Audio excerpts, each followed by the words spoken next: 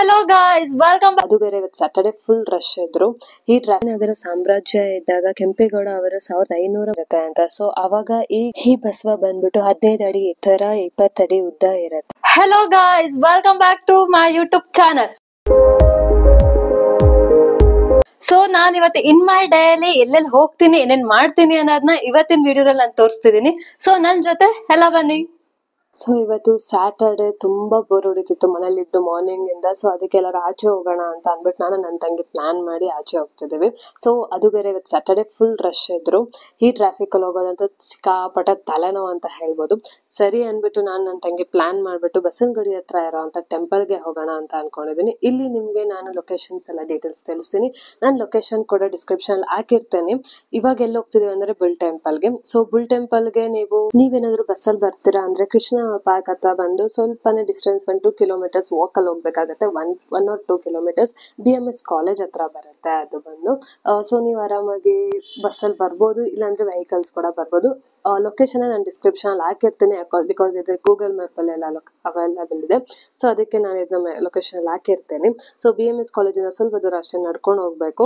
So walk ಅಲ್ಲಿ ಹೋದ್ರೆ right side ಅಲ್ಲಿ ಟೆಂಪಲ್ ಸಿಗುತ್ತೆ. ಸೊ ದೊಡ್ಡ ಗಣಪತಿ ಟೆಂಪಲ್ ಅಂತ. ದೊಡ್ಡ ಗಣಪತಿ ಟೆಂಪಲ್ಗೆ ಹೋಗಾದ್ಮೇಲೆ ಬಸವನ ಟೆಂಪಲ್ ಸಿಗುತ್ತೆ. ಸೊ ದೊಡ್ಡ ಗಣಪತಿ ಟೆಂಪಲ್ಗೆ ಹೋದಾಗ ನಾನು ಇದ್ರದ್ದು ಇತಿಹಾಸ ಆಗಿರ್ಬೋದು, ಹಿಸ್ಟ್ರಿ ಅಂತ ಹೇಳ್ತಾರಲ್ಲ ಅದನ್ನ ಸ್ವಲ್ಪ ತಿಳ್ಕೊಂಡೆ. ಸೊ ಇಲ್ಲಿಗೆ ಬರಕ್ ಮುಂಚೆ ನಂಗೆ ಅದ್ರ ಬಗ್ಗೆ ಅಷ್ಟು ಐಡಿಯಾ ಇರ್ಲಿಲ್ಲ. ಈ ಟೆಂಪಲ್ ನ ಬಂದ್ಬಿಟ್ಟು ವಿಜಯನಗರ ಸಾಮ್ರಾಜ್ಯ ಇದ್ದಾಗ ಕೆಂಪೇಗೌಡ ಅವರು 1537ರಲ್ಲಿ ಇದನ್ನ ಸ್ಥಾಪನೆ ಮಾಡಿದ್ದಾರೆ. ಇದು ಬಂದ್ಬಿಟ್ಟು 8 ಅಡಿ ಎತ್ತರ ಮತ್ತು 12 ಅಡಿ ಅಗಲ ಇದೆ. ಸೊ ಇದು ಬಂಡೆ ಕಲ್ಲಿಂದಾನೇ ಕಟ್ಟಿರೋ ಅಂತ ಗಣೇಶ ಆಗಿರುತ್ತೆ, ಅಂದ್ರೆ ಕೆತ್ತನೆ ಮಾಡಿರುವಂತ ಗಣೇಶ ಆಗಿರುತ್ತೆ. ಈ ದೇವಸ್ಥಾನ ಬಂದ್ಬಿಟ್ಟು 450 ವರ್ಷಕ್ಕಿಂತ ಹಳೇ ದೇವಸ್ಥಾನದ ಲೆಫ್ಟ್ ಸೈಡ್ ಅಲ್ಲೇ ಬಸವನ ಗುಡಿ ಇದೆ. ಸೊ ಇಲ್ಲಿ ಸ್ವಲ್ಪ ಹೊತ್ತು ಹತ್ಕೊಂಡು ಹೋಗ್ಬೇಕಾಗತ್ತೆ. ಇಲ್ಲೇ ಲೆಫ್ಟ್ ಸೈಡ್ ಅಲ್ಲಿ ತುಂಬಾನೇ ಸಖತ್ತಾಗಿ ಗೊಂಬೆಗಳಿಂದ ಆ ಕತೆ ಹೆಂಗೆ ಈ ಸೃಷ್ಟಿ ಆಯ್ತು ಈ ಬಸವಂದು ಅನ್ನೋದನ್ನ ನೀಟಾಗಿ ಎಕ್ಸ್ಪ್ಲೈನ್ ಮಾಡಿದ್ದಾರೆ. ಸೊ ನಾನು ರಾತ್ರಿ ಹೋಗಿರೋದ್ರಿಂದ ಅಷ್ಟು ಕ್ಲಿಯರ್ ಆಗಿ ಕಾಣಿಸಿಲ್ಲ. ನೀವು ಬೆಳಗ್ಗೆ ವಿಸಿಟ್ ಮಾಡಿ ಇದನ್ನೆಲ್ಲ ನೀಟಾಗಿ ಮಕ್ಳಿಗೆಲ್ಲ ಎಕ್ಸ್ಪ್ಲೈನ್ ಮಾಡಿ ತುಂಬಾ ಒಳ್ಳೇದು. ಸೊ ಇದನ್ ಕತೆ ಏನಂತ ಅಂದ್ರೆ ಇಲ್ಲಿ ಸುತ್ತಮುತ್ತ ಹಳ್ಳಿ ಜನರೆಲ್ಲ ಬೆಳೆದಿದಂತಹ ಕಳ್ಳೆಕಾಯಿಗಳನ್ನ ತಂದ್ಬಿಟ್ಟು ಒಂದೇ ಕಡೆ ಹಾಕೊಂಡಿರ್ತಿದ್ರು. ಅದನ್ನ ಸಮಾನವಾಗಿ ಭಾಗ ಮಾಡ್ಕೊಂಡು ಮಾರ್ತಿದ್ರು. ಒಂದಿನ ರೈತರೆಲ್ಲ ಒಂದೇ ಕಡೆ ಕಡಲೆಕಾಯಿ ಹಾಕಿ ಹೋಗಿರ್ತಾರೆ. ನೆಕ್ಸ್ಟ್ ಡೇ ಬಂದಾಗ ಅದಿರೋದಿಲ್ಲ. ಸೊ ಅದಕ್ಕೆ ಯಾರು ತಿಂದ್ರು ಏನಾಯ್ತು ಅಂತ ತಿಳ್ಕೊಳ್ಳೋದಕ್ಕೋಸ್ಕರ ಒಂದಿನ ಎಲ್ಲಾರು ಬಚ್ಚಿಟ್ಕೊಂಡು ನೋಡ್ತಿರ್ತಾರೆ. ಆಗ ಬಸವ ಬಂದು ಖಾಲಿ ಮಾಡ್ಬಿಡುತ್ತೆ. ಸೊ ಆ ಬಸವ ಬಂದು ಖಾಲಿ ಮಾಡಿದಾಗ ಅದನ್ನ ಅಟ್ಟಾಡ್ಸ್ಕೊಂಡು ಹೊಡಿಯಕ್ಕಂತ ಟ್ರೈ ಮಾಡ್ತಾರೆ. ಎಷ್ಟೇ ಹೊಡೆದ್ರು ಅದು ಬೆಟ್ಟದ ಮೇಲೆ ಹೋಗ್ಬಿಟ್ಟು ಕುತ್ಕೊಂಡ್ ಬಿಡುತ್ತೆ. ಸೊ ಆ ಕುತ್ಕೊಂಡಾಗ ಅದು ಸ್ಟೋನ್ ಆಗಿ ಕನ್ವರ್ಟ್ ಆಗೋಗುತ್ತೆ.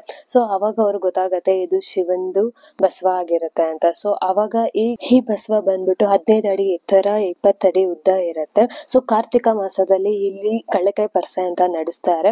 ಸೊ ಇದಕ್ಕೋಸ್ಕರನೇ ಕಳ್ಳೆಕಾಯಿ ಪರ್ಸೆ ಅಂತ ನಡೆಸೋದು. ಸೊ ನೋಡಿದ್ರಲ್ಲ ಎಷ್ಟು ಇನ್ಫಾರ್ಮೇಟಿವ್ ಇದೆ ಅಂತ. ಸೊ ಹಂಗೆ ಕೆಳಗಡೆ ಬರ್ತಿದ್ದಾಗ ಅವರು ಪುಳಿಯೋಗರೆ ಪ್ರಸಾದ ಕೊಡ್ತಿದ್ರು, my favourite.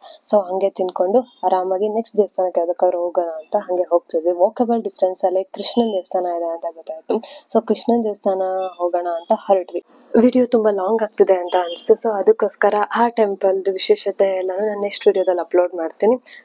Thank you for watching my YouTube channel. Like ಮಾಡಿ, ಶೇರ್ ಮಾಡಿ, ಕಮೆಂಟ್ ಮಾಡಿ, ಸಬ್ಸ್ಕ್ರೈಬ್ ಮಾಡೋದು ಮಾತ್ರ ಮರಿಬೇಡಿ. ಇದೇ ತರ ವಿಡಿಯೋಸ್ ಬೇಕಂದ್ರೆ ಪ್ಲೀಸ್ ಸಬ್ಸ್ಕ್ರೈಬ್ ಮಾಡ್ಕೊಂಡು ಕಮೆಂಟ್ ಸೆಕ್ಷನ್ ಅಲ್ಲಿ ಕಮೆಂಟ್ ಮಾಡಿ. Thank you, bye bye.